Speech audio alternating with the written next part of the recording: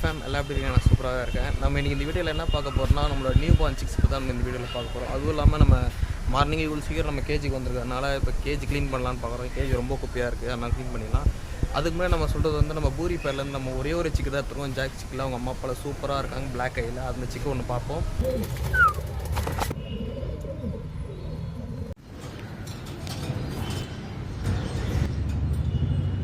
இல்லாமல் நம்ம ஒரு அவேர்னஸ் கொடுக்கலாம்.